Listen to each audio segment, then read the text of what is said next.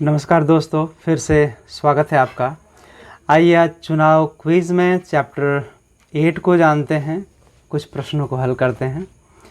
ये 8वां जो चैप्टर है ये है भ्रष्ट आचरण और चुनावी अपराध। कई तरह के भ्रष्ट आचरण होते हैं और कई तरह के अपराध होते हैं, तो उनमें कैसे कैसे प्रावधान हैं आइए देखते हैं। पहला, क्या कोई प्रत्याशी मतदान दिवस पर मतदाताओं को अपने निजी वाहन से मतदान केंद्र तक लाने ले जाने का काम कर सकता है, हाँ या नहीं? जवाब है नहीं, बिल्कुल नहीं कर सकता है। ये काम जो है वो BLO के माध्यम से टोटो या कोई वाहन की सुविधा होगी, जिसमें जो मतदाता मतदान केंद्र तक नहीं आ सकते हैं, हो सकता है वह कोई दिव्यांग हो, वह कोई वरिष्ठ नागरिक हो, वह कोई सीनियर सिटीजन हो जिनकी आयु 85 साल से ज़्यादा हो, तो ऐसे लोगों को लाने की सुविधा जो है वो शहरी क्षेत्रों में निर्वाचन आयोग की तरफ से किया जाता है। दूसरा प्रश्न, यदि पीठासीन अधिकारी को यह शिकायत मिलती है कि किसी अभ्यर्थी के द्वारा मतदाताओं को उनके घरों से मतदान केंद्र तक ले जाने के लिए निजी वाहन का प्रयोग किया जा रहा है, तो इसकी शिकायत पीठासीन अधिकारी किन से करेंगे? तो जवाब है अनिवार्य रूप से अपने जोनल या सेक्टर मजिस्ट्रेट के माध्यम से सब डिविजनल मजिस्ट्रेट यानी कि SDM को करेंगे। तीसरा, यदि मतदान के दौरान कोई भी व्यक्ति दुर्व्यवहार करता है या फिर पीठासीन अधिकारी के वैध जो निर्देश हैं उसको पालन नहीं करता है या फिर शांति भंग करता है, उसकी कोशिश करता है, तो उसके लिए क्या प्रावधान है? तो जवाब है कि पीठासीन अधिकारी के आदेश के तहत किसी भी पुलिस अधिकारी या उसके द्वारा अधिकृत अन्य व्यक्तियों द्वारा ऐसे शांति भंग करने वाले व्यक्ति को मतदान केंद्र के परिसर से हटाया जा सकता है, भगाया जा सकता है। चौथा, यदि कोई व्यक्ति मतदान केंद्र पर ड्यूटी में तैनात पुलिस कर्मियों को छोड़कर किसी प्रकार के शस्त्र के साथ नहीं जा सकता है, यदि ऐसा वो करता है तो फिर इसके लिए क्या प्रावधान है? तो जवाब है 2 वर्ष का कारावास या फिर जुर्माना या फिर दोनों हो सकता है। तो ध्यान दें, पुलिसकर्मी के अलावा जो लोग चुनाव ड्यूटी में तैनात हैं उनके अलावा और कोई भी शस्त्र लेकर के प्रवेश नहीं कर सकता है। पांचवा, यदि कोई व्यक्ति बूथ कैप्चरिंग का अपराध करता है तो उसे क्या सज़ा हो सकती है? देखिए, 1 से 3 वर्ष के कारावास की सज़ा हो सकती है। छठा है, यदि बूथ कैप्चरिंग का काम कोई यही काम जो है कोई शासकीय सेवा वाला व्यक्ति यदि करता है तो उसके लिए क्या प्रावधान है?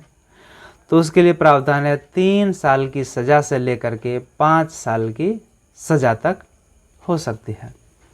अब आइए हम लोग लगे हाथ इसी वीडियो में जान लेते हैं चैप्टर 9 को। इस चैप्टर में मुख्य रूप से है जो पीठासीन पदाधिकारी है या फिर मतदान अधिकारी है, उनके लिए एक संक्षिप्त मार्गदर्शन दिया हुआ है कि उनके क्या कार्य हैं। तो चलिए एक एक करके जान लेते हैं। सामग्री कोषांग या फिर EVM कोषांग से EVM प्राप्त करने के बाद प्रिजाइडिंग ऑफिसर को क्या सुनिश्चित कर लेना है?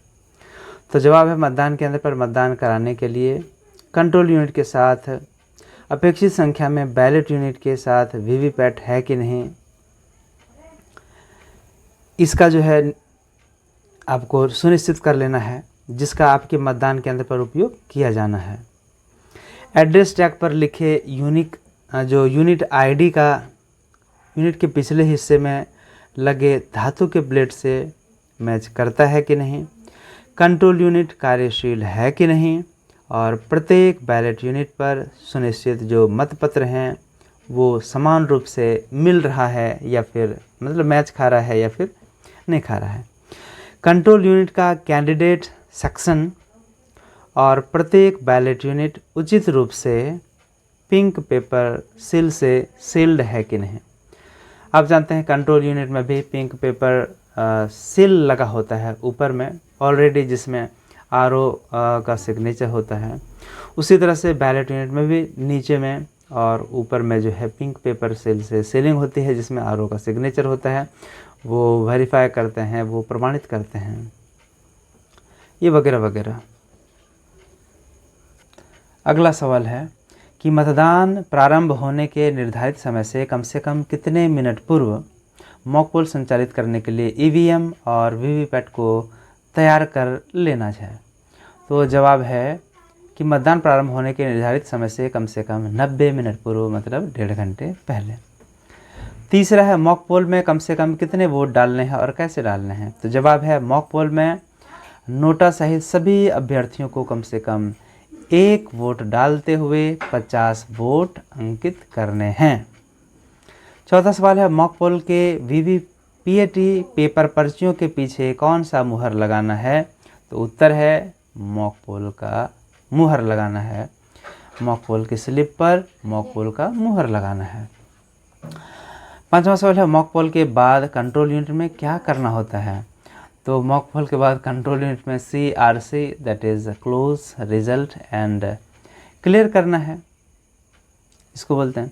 इसके बाद टोटल बटन दबाकर मतदान जो अभिकर्ता हैं पोलिंग एजेंट्स उनको दिखा देना है कि ईवीएम में टोटल जो है वोट्स वो 0 हो गया है। छठा प्रश्न है प्रथम मतदाता के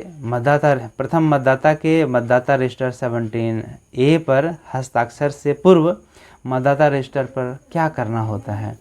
तो प्रथम जो मतदाता आएगा पहली बार जब वोटिंग शुरू होगी तो मतदाता रजिस्टर प्रारूप 17A पर हस्ताक्षर से पहले प्रिजाइडिंग ऑफिसर और जो P1 हैं ये दोनों मिल करके कंट्रोल यूनिट में टोटल बटन की जांच करेंगे और मतदाता रजिस्टर 17A में स्याही में मतलब पेन से दर्ज करेगा कि कंट्रोल यूनिट के टोटल बटन को जांच किया गया और रिजल्ट जो है वो 0 पाया गया, ये लिखना पड़ता है। तभी जो है सीरियल नंबर पहले मतदाता का आकर के शुरू होगा।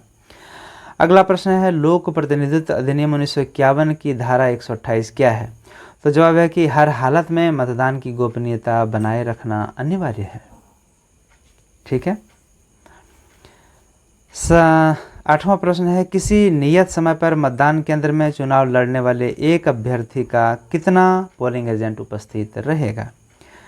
तो जवाब होगा कि केवल एक ही पोलिंग एजेंट उपस्थित रह सकता है। उसके रिलीवर 2 हो सकते हैं बट मतदान केंद्र के अंदर सिर्फ एक पोलिंग एजेंट जो है एक अभ्यर्थी का या एक पार्टी का जो है वो अवेलेबल रहेगा, प्रेजेंट रहेगा।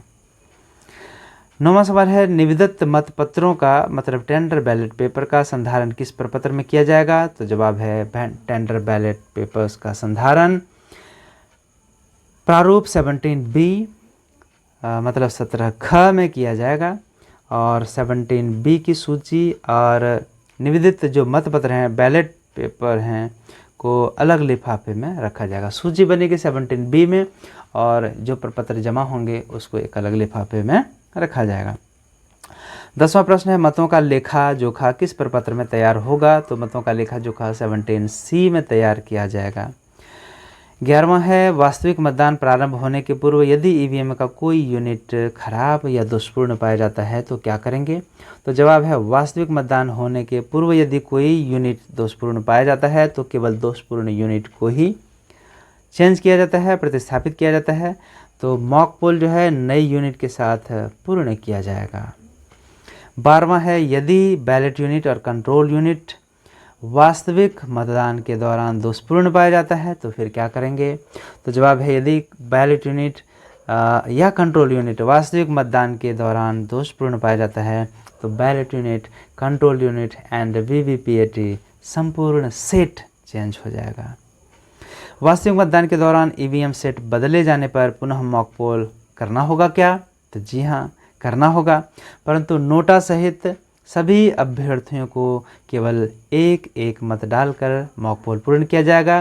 पीठासीन अधिकारी की रिपोर्ट भाग 1 तथा भाग 5 तैयार की जाएगी और भाग 5 सेक्टर ऑफिसर को सौंप दिया जाएगा। 14वां प्रश्न है वास्तविक मतदान के दौरान वीवीपीएटी दोषपूर्ण होने पर क्या होगा। तो यदि वीवीपीएटी या वीवीपीएटी की बैटरी पावर पैक जो है वास्तविक मतदान के दौरान दोषपूर्ण पाई जाती है तो केवल VVPAT या VVPAT की बैटरी ही बदली जाएगी। इस स्थिति में मॉक पोल की ज़रूरत नहीं पड़ेगी। VVPAT बदलने पर मॉक पोल की प्रक्रिया दोबारा नहीं होनी है। ठीक है। 15वां है, परिवहन के समय VVPAT का पेपर रोल नॉब किस स्थिति में रखना चाहिए? तो जवाब है, परिवहन के समय VVPAT का पेपर रोल नॉब जो है वो हॉरिजॉन्टल स्थिति में होना चाहिए, क्षैतिज दिशा में, क्षैतिज स्थिति में रहना चाहिए।